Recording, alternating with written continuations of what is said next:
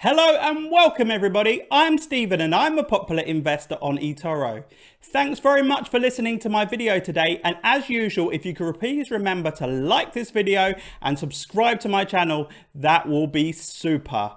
So today's video, I'm going to be talking about what happened in the markets last week and talking about how our portfolio fared overall. So to start things off, it was a difficult week overall in the stock market, and also a little bit in crypto in terms of the altcoins, which underperformed as well.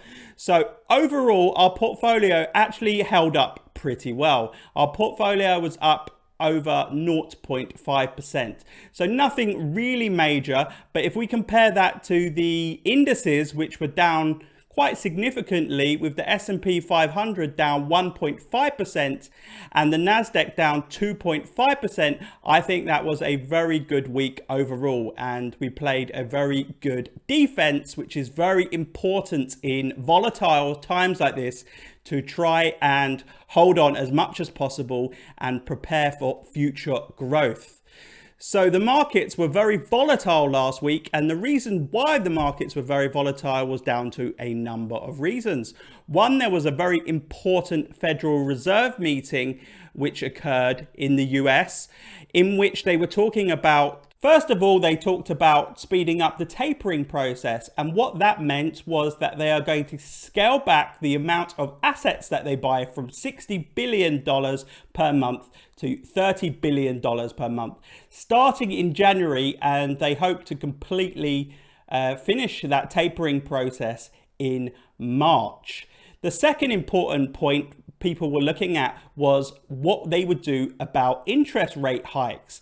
And in that meeting, it was discussed that there was going to be 3 overall interest rate hikes in 2022, and then later more interest rate hikes in 2023 and 2024. Although 3 interest rate hikes seemed like a large number of hikes within 1 year, especially when the economy is quite fragile at the moment, it was actually a lot better than expectations, because there were a lot of people feared that they would start the interest rate hikes earlier, and also there was some other fears that there could be up to 4 interest rate hikes in 2022. So the market actually responded quite well to this, and we saw a really good rally on Wednesday in the stock market. However, this was a little bit subdued, as on Thursday and Friday we did see some dips in the stock market as people started to process the news about interest rate hikes. What I want to say about interest rate hikes is it's important to keep this in proportion and to know that this is a very normal part of an economic cycle. So, for example, it's been said historically, if we look back at records, that 6 months prior to an interest rate hikes, historically the stock market and equities have risen by 6%. And in the 6 months preceding that, after the interest rate hikes, the stock market has still gone up 4%. And over a 2-year period after the first interest rate hikes, we are talking about a historic average increase of about 24%. So it's certainly not something to be really worried about. I know there's a lot of new investors that have never seen interest rate hikes, for example, and it is going to make it a little bit difficult and volatile for a period of time, especially in some of the troubled areas such as growth stocks. However, this does present opportunities, and after a while those equities are going to get very undervalued. So it's something to keep an eye on, and it's not something to particularly worry about. But I think it's very important in the short to medium term to make sure that we have a very strong and robust portfolio. One of the reasons why I managed to weather the storm very well last week and end up in the positive slightly was because I hedged our portfolio and I did whatever I could in order to protect your capital. So one of the things that I did was I shorted a few of the major indexes around the world, especially in Europe. So I made a profitable trade on the India ETF, which I made about a 7% gain on that. I also opened up positions in Japan ETF, a short position there, and also in Spain, as well as the UK and Germany. And I especially think that Europe over the next month or two is going to have quite a lot of difficulties due to the increased spread of Omicron and lockdowns throughout the world. So I thought it was very important to put them in place, and I'm very glad I did, because it helped us to protect our portfolio. I've also done a few short positions in equities in which I think are going to struggle and have a difficult time. So I have a short position in Royal Caribbean, which is a cruise liner. I'm not expecting cruise liners to do very well over the next couple of months. It's luxury travel, and it's very unlikely that a lot of people are going to be traveling using a cruise liner, for example, and going on these types of holidays, especially as the demographic tends to be of an older age, which they are at a higher risk of COVID-19. I also took a short position in Frankfurt Airport Group. Germany is suffering quite a lot at the moment with COVID-19 outbreaks, especially with the Omicron and the previous Delta variant. And I'm expecting passenger numbers throughout Europe to slow down over the next month or two, which I think we could make a profitable short trade. I think it's very important to balance in times like this between our long positions, which are our core positions, which we hope to hold for a long time, and then also our shorter term positions, which might be short the markets in troubled areas such as travel and tourism at the moment. And this helps us to balance out our risk and balance out our portfolio. When I deem that the risks have subsided substantially, I may close those short positions and go long, especially if we have some really good bargains and some cheap equities that we can scoop up in order to take advantage of this for future growth. Another important piece of data that was released from the US was that retail sales had reduced for the month of November. And the primary reason given was that inflation was extremely high, and this was deterring people from spending lots of money, especially as there is a big disparity between the increase in people's wages and the inflation rate. However, a piece of good data was that the housing market trended upwards for the month of November. So house prices are still going up. Again, this is probably in line with the high inflation that we are seeing around the US and a shortage of homes. The head of the Fed, Jerome Powell, also stated that although Omicron posed a risk for the US economy, it wasn't going to stop the speeding up of the tapering process. However, it is important to note that it does give them some leeway in terms of the rate hikes that they have outlined that may happen in 2022 and 2023 to potentially delay those if there is a big damage to the US economy or if there is an impact. So they do have some wiggle room there, and these things are not set in stone, and we'll have to see what happens in the next Federal Reserve meeting. Last week, President Biden also signed in the new law to increase the debt ceiling by over $2.5 trillion. As I've said, it was always very likely that they were going to extend this, and it was just a case of a jostling match between the different political parties in order to get leverage. However, this fear is now subsided and it has been increased. As we move on to Europe now, and last week, the European major indices suffered quite significantly. And the main reason for this was the spread of COVID-19 and the Omicron variant around Europe, which is spreading a bit like wildfire at the moment. And this has caused many of the European governments to put in more stringent COVID restrictions in place for their citizens. So, for example, Holland last week has ordered a 4-week lockdown over Christmas, which raised a lot of protests around the country. And also other countries such as the UK is seeing a large significant spike in number of cases.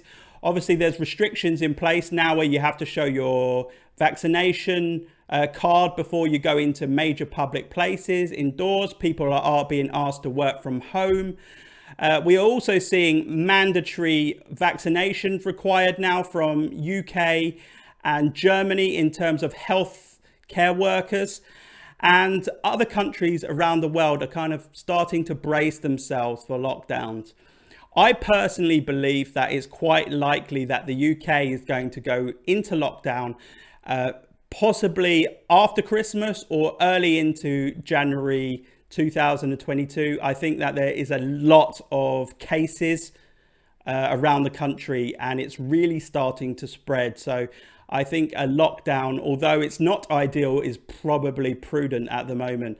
And other European countries are also suffering. There was also a lot of focus this week around monetary and fiscal policies in Europe. And the European Central Bank decided to keep their interest rates as they were. And they do not plan to increase those at the current time. As I've said in previous videos, the European Central Bank had already decided that in March 2022, they were going to end the emergency pandemic buying program.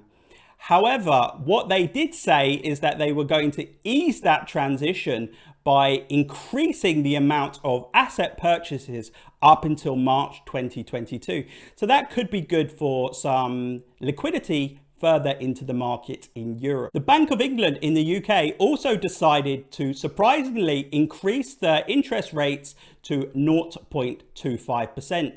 And although this is quite low, it was unexpected, as it was expected that they were going to keep that flat for longer. But it was felt that they had to do something because, as we know, in November, they released figures that the CPI, the inflation number in the UK, was at about 5.1%, which was a 10-year high. So I think it was very important that they did something, albeit quite small, in order to try and combat some of that inflationary pressure. As we move on to China now, and again, it was a difficult week overall for China for a number of reasons. So one, we have the continued tensions between the US and China, and the US have been interfering in some of their affairs in regard to the treatment of Uyghurs in the minority group in China, and also to do with, as we know, the listings in the US as well, those Chinese listings. So it was a pretty difficult week overall for China. They've also had some cases now of the Omicron variant, and there has been restrictions in place for quite a long time in China. So this is affecting the economy. You're also seeing steps from China at the moment to try and weaken their currency slightly, because if they weaken their currency, this obviously leads to more exports around the world because the goods and services become cheaper.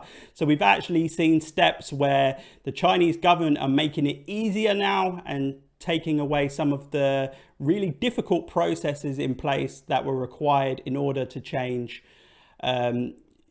Chinese yuan for US dollars, for example, and they're using that conversion in order to pay down US dollar debt on bonds and some other areas in order to weaken the Chinese yuan. Earlier on last week at the annual Central Economic Work Forum, the Chinese government vowed to keep the economy as stable as possible in 2022. And the main way they said they would do that is they would outline that their policies were going to be quite similar to that in 2019, where they added some stimulus to the economy and supported the economy overall, as opposed to 2016, which was much more radical and was really put in place in order to hold up and turn around the Chinese economy at the time. So it seems that they have quite good confidence that the economy is quite buoyant, although there are some troubled areas such as the property development sector. And I think Chinese government will also have to keep an eye on what happens with Omicron and how it spreads throughout China. But it's looking like they are quite positive at the moment. There was also data released from China last week that unsurprisingly said that retail sales had slumped in the month of November. And as I said, this is not a surprise to me because unlike the West, such as Europe and the US, where restrictions have been lifted for quite a while, the Chinese government continued to keep a lot of restrictions in place over the last couple of months to try and stop the spread of COVID-19. And this has led to a lot less Chinese citizens frequenting the shops and spending money on retail. There was also some data released about the Chinese housing market, which said on a month-by-month basis, the Chinese housing market had suffered its biggest decline in over 6 years. As we move on to the top 3 performing stocks in our portfolio last week, and the top performing stock last week was Blue Therapeutics, and that rose by about 18.5% last week. And as we know, over the last year or so, the stock has been underperforming, and that's because it's had a lot of difficulty, not only in its testing, but getting its drugs approved by the main authorities. And last week, it was announced that Blue Therapeutics, that one of their drugs had received EMA approval, which is the European Advisory Board. And they are actually hoping that this means that it's quite likely that one of their drugs could get FDA approval in the near future. And this has caused the share price to increase last week. The second best performing stock in our portfolio last week was Everbridge. And I didn't mention this last week in our video, which I should have done. But last week, Everbridge really tanked in the stock price. And the reason why Everbridge tanked was that the CEO actually announced that he was stepping down from his position. And he was a very successful CEO, which had caused a very large run up in the share price because he had been executing really well. So this was a really big blow as he resigned from his position. They also talked about a slightly weakened sales outlook, which also didn't help. And this caused some of the stock market analysts to actually downgrade their stock last week. However, there has been a bounce back this week slightly, and the shares actually increased by about 9.4% as investors started to digest this news and know that it is still a very good company moving forward. But there may be some volatility over the coming month or two whilst they assess who is going to be the new CEO and assess any new strategies that they may have. The third best performing stock in our portfolio was Magnite, which is the advertising company, and that was up about 5.5% last week in our portfolio. As we move on to crypto now, and the sentiment is quite low at the moment in crypto overall. However, Bitcoin really is just been consolidating in that key zone between 45,000 to 50,000 over the last few weeks.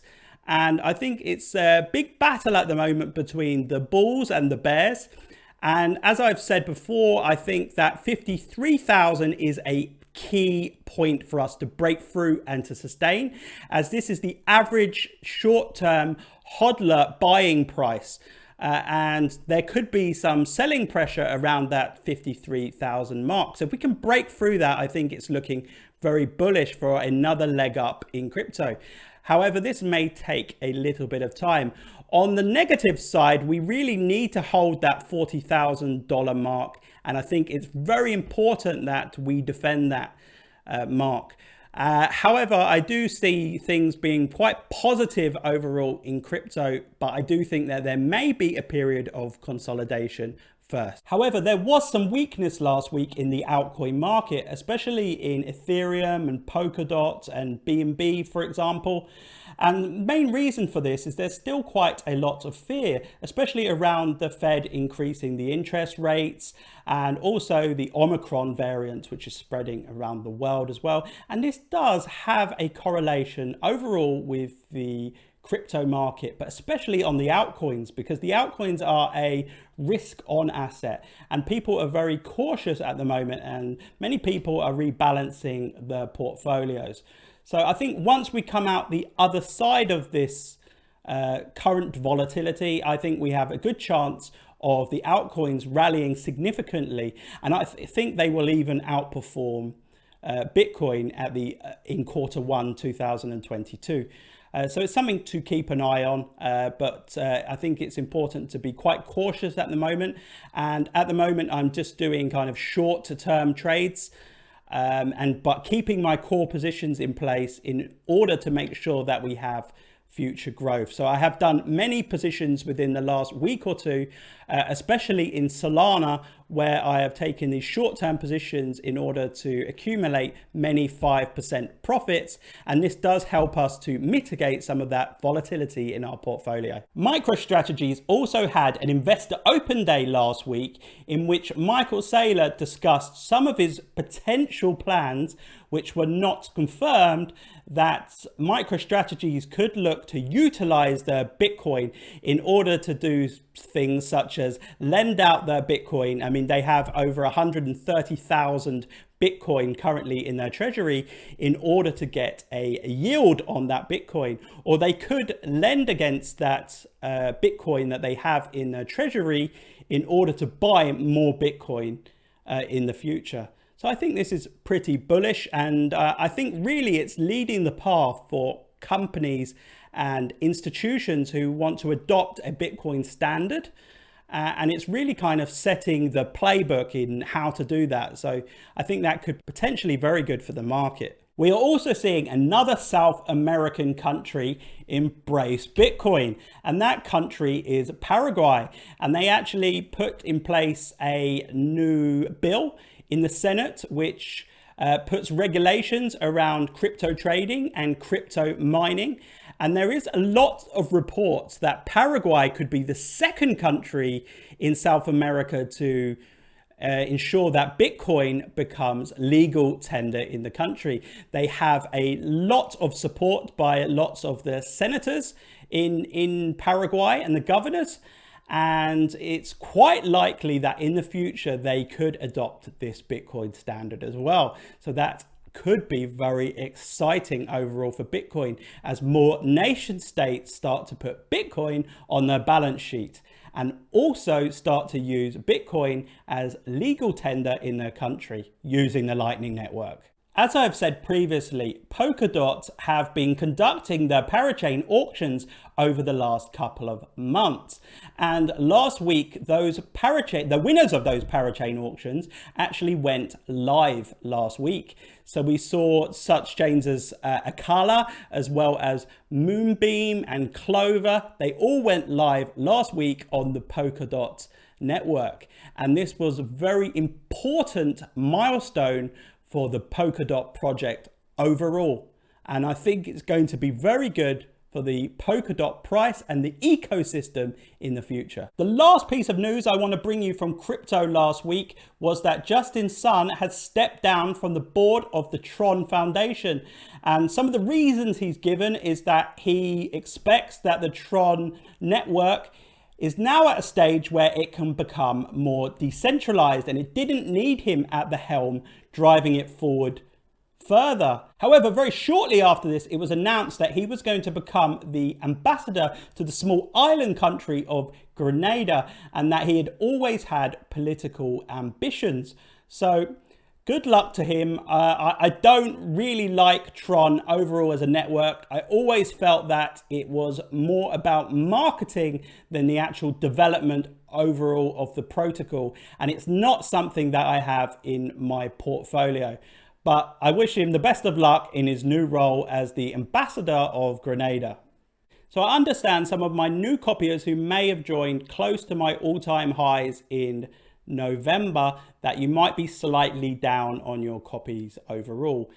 What I would like to say to you is please try to keep as patient as possible. We've had a downturn slightly in the crypto markets as well as the overall stock market, and things have been very volatile recently, especially to do with Omicron and the things that are happening overall with the Federal Reserve. So this isn't particularly normal time.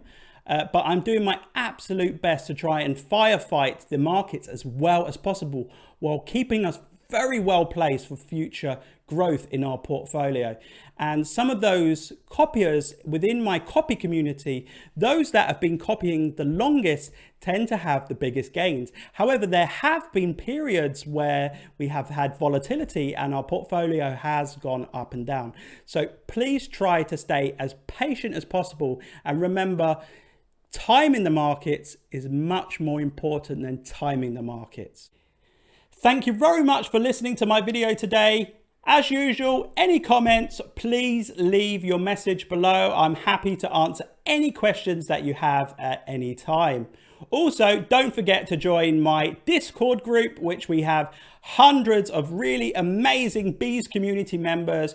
We're talking about the markets all the time, both in the stock market and in the crypto. And it's a good opportunity to ask me any questions that you possibly might have. Until then, have a good week ahead.